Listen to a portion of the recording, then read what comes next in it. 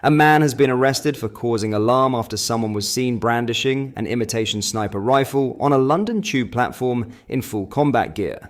In today's video, we will discuss this in full detail, watch the footage, all whilst going over some of the latest headlines from across the country. But first, hit the like button and subscribe to the channel and join our fast-growing community. Just a quick one to say we do have new one-Kier t-shirts available on our website. Go to britishstand.com or check the link in the description. A man has been arrested after alarming commuters by brandishing an imitation sniper rifle while dressed in full combat gear on a London Underground platform. The incident took place at Whitechapel Station along the Elizabeth line, where the individual was seen kneeling and assembling the large weapon as trains arrived. The suspect, believed to be in his 20s, was reportedly travelling to Megacon Live at the London Excel on January 25th when he was detained by British Transport Police, BTP. Officers later confirmed that he had been arrested at his home on suspicion of possession of an imitation firearm with intent to cause fear or violence and possession of an offensive weapon. He has since been released on bail while authorities continue their investigation. Footage of the incident quickly spread on social media, showing visibly nervous passengers stepping away from the man as he constructed and aimed the weapon on the platform. Have a watch. This guy is tweaking up, bro. Hey, man, this guy just tweaking, bro. Wallahi, I'm coming at some loading screen. One startled commuter remarked, "Why is everyone so chill? Because if I'd seen that, I wouldn't know if it was real or not. I'd be out of there." Another user pointed out the inappropriate nature of his actions in such a public setting, writing, "The problem is he isn't at Comic-Con, he's at an underground station. He's also readying up as the train rolls into the platform. Police warn of the dangers of carrying replica weapons. In public, senior law enforcement officials have strongly condemned the incident, warning that carrying imitation firearms in public spaces, even as part of a costume, can lead to serious consequences." Ian Drummond-Smith, Assistant Chief Constable for Network Policing for British Transport Police, described the act as a surefire way to get yourself arrested and potentially shot. He added, "Hijinks gone wrong here, not an actual firearm. Male arrested at his home for imitation firearms offences. Item seized and he's currently on bail." The BTP's Armed Policing Chief Inspector Martin Grayton revealed that similar incidents occur every year around Comic-Con events, with police receiving multiple reports from alarmed passengers spotting realistic-looking weapons on trains. Grayton emphasized the strain such incidents place on police resources. "We assess and respond to every call we receive about a weapon. A police response can cause disruption and alarm to passengers and, if it's a prop, may mean that you've kept us away from more important incidents."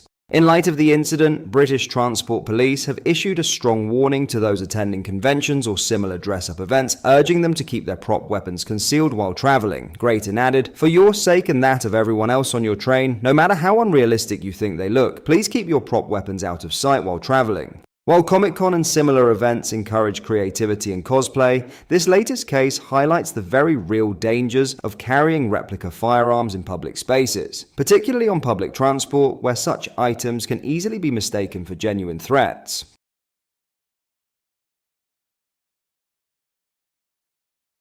In other news, Rachel Reeves is looking backwards with her plan to expand Heathrow Airport, according to a Labour MP. Speaking to the media, Barry Gardiner laid bare his opposition to the Chancellor's ploy to add a third runway to the UK's busiest airport. The government says the move could create 100,000 jobs, but critics feel it flies in the face of its climate change commitments. "There's much in the package which Rachel set out that I think was exemplary," he said. "If you look at the East-West rail link, that should have been the first thing that was done instead of HS2 starting at London. They should have done that rail link across the country in the north and then move across the south, so it's great we're doing that. It's marvellous, we're talking about a European Silicon Valley between Oxford and Cambridge. These are really good ideas for growth. If you look at the way in which the economy has gone, 0.1% of the economy was in relation to the old fossil fuel economy last year. 9% growth was from the new economy in renewables and the new technologies. I think Rachel's looking backwards when she looks at Heathrow. That was a project of the past, not the future. Business is increasingly done digitally. Camilla Tominey put it to Gardiner that he was being a Luddite about the policy, suggesting he is concerned about what his constituents think, a claim Gardiner vehemently denied.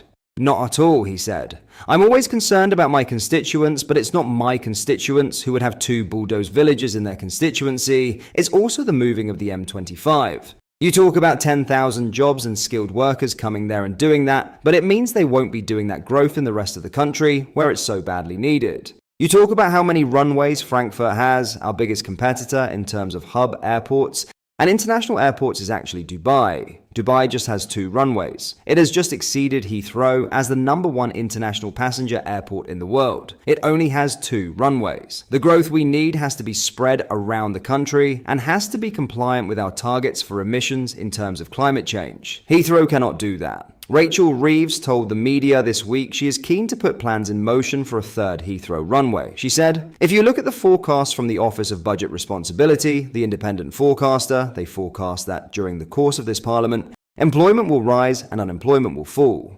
The announcement yesterday about the 3rd runway at Heathrow could create 100,000 jobs. The investment zone that I announced yesterday in Wrexham and Flintshire with JCB and Airbus could create 6,000 jobs.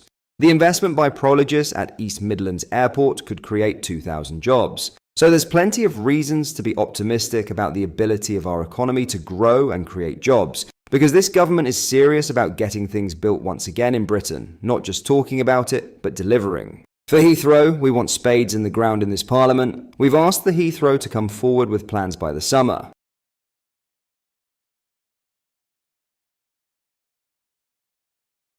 Lastly, a popular London nightclub that was once a favourite spot of Prince Harry and Prince William is set to reopen near Kensington Palace. Carlo Corello, co-owner of the new venue and an old friend of Prince Harry's, has explicitly stated that the Duchess of Sussex is not welcome at the establishment. Corello told the Daily Mail, "Everyone is welcome except Meghan. I don't like her." The club, formerly known as Bowgers, is being relaunched as Gallery and will be situated close to the grounds of Kensington Palace. The venue, which closed its original location in 2016 before briefly reopening as B London in 2023, is now preparing for its 3rd incarnation under the management of Corello and his business partners. The club holds significant royal history, with co-owner Jake Parkinson Smith describing it as a home away from home for the royals and a safe space for them. The Prince and Princess of Wales reportedly had one of their first dates at the original bougie venue. Corello revealed, "They drank crack babies and they loved it.